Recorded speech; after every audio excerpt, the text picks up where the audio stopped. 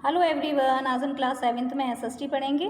हम पॉलिटिकल का चैप्टर पढ़ रहे हैं, लड़का और लड़की के रूप में। बड़ा होना पार्ट ए हम कल पढ़ चुके हैं, आज हम पार्ट बी पढ़ रहे हैं। हम यहाँ पुरुष और स्त्री के कार्यों में असमानता को समझेंगे। इसके अंदर हम 2 सब टॉपिक समझेंगे, घरेलू कामों का मूल्य और महिलाओं का काम और समानता।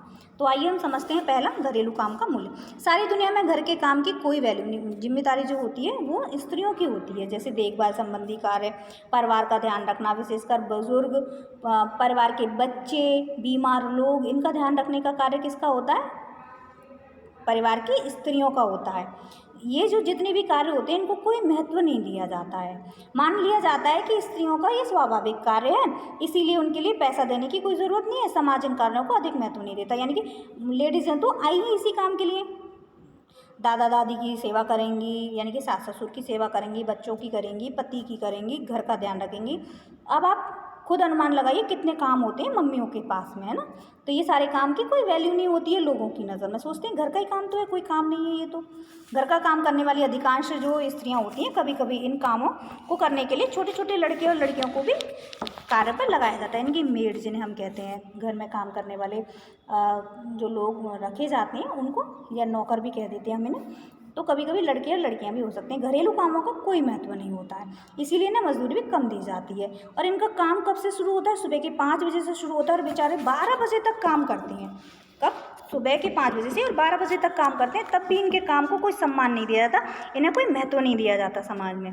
और बेचारों की बहुत ही दयनीय स्थिति होती है। वास्तव में जिन्हें हम घरेलू कार्य कहते हैं उनमें अनेक कार्य सम्मिलित होते हैं, ठीक है।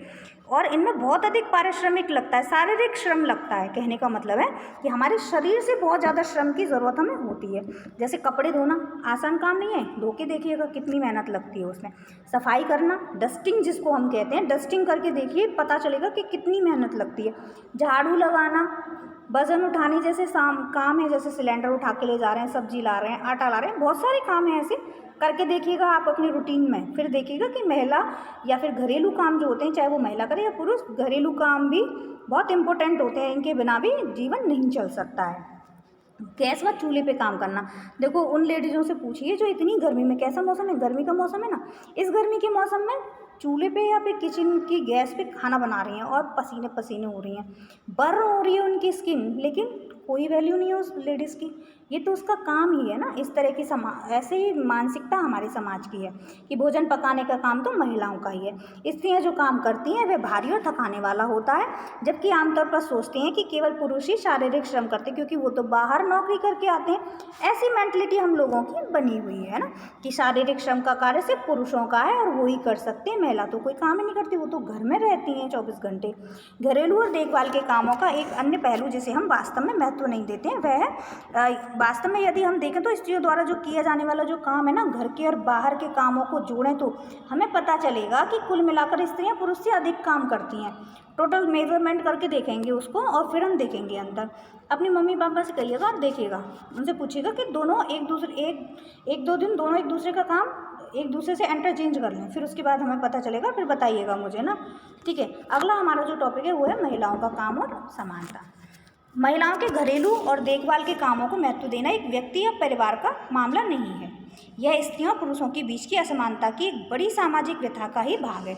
यानी कि हम ये नहीं कह सकते हैं कि इसके लिए परिवार या फिर उस स्त्री का पति ही जिम्मेदार होगा, ये हमारे समाज की मेंटलिटी बन गई है ना। समानता हमारे संविधान का एक महत्वपूर्ण सिद्धांत है। अगर हम हमारे संविधान को पढ़ेंगे तो उसमें सबसे पहली चीज़ है समानता। संविधान कहता है कि स्त्री या पुरुष होने के आधार पर भेदभाव नहीं किया जा सकता, परंतु वास्तविकता में क्या ऐसा है? लिंग भेद किया जाता है। अगर हम देखें तो सरकार इसके कारणों को समझने के लिए और इस स्थिति को सरकार सकारात्मक निदान ढूंढने के लिए वचनबद्ध है। और उदाहरण के तौर पर पूरे देश के कई गांवों में शासन ने आंगनबाड़ियां, बालवाड़ियां खोली हुई है। शासन ने एक कानून बनाया जिसके तहत यदि किसी संस्था में महिला कर्मचारी की संख्या 30 से अधिक है तो, कितनी? 30 से अधिक है तो उसे वैधानिक रूप से बालवाड़ी की सुविधा देनी होगी। बालवाड़ी की व्यवस्था होने से बहुत सी महिलाओं को घर से बाहर जाकर काम करने की सुविधा होगी। इससे बहुत सी लड़कियों का स्कूल जाना भी संभव हो पाएगा। अब जब वो कार्य करेंगी तो उनकी अर्निंग हो पाएगी और इसके द्वारा क्या होगा कि वह कार्य कर पाएंगी। तो इस तरह से हमने समझा इस टॉपिक में घरेलू काम का मूल्य और महिलाओं का काम और उसकी समानता। इस चैप्टर में कोई भी डाउट या कोई भी क्वेरी हो तो आप कमेंट बॉक्स में जा कर के पूछ सकते हैं। Thank you for watching this video.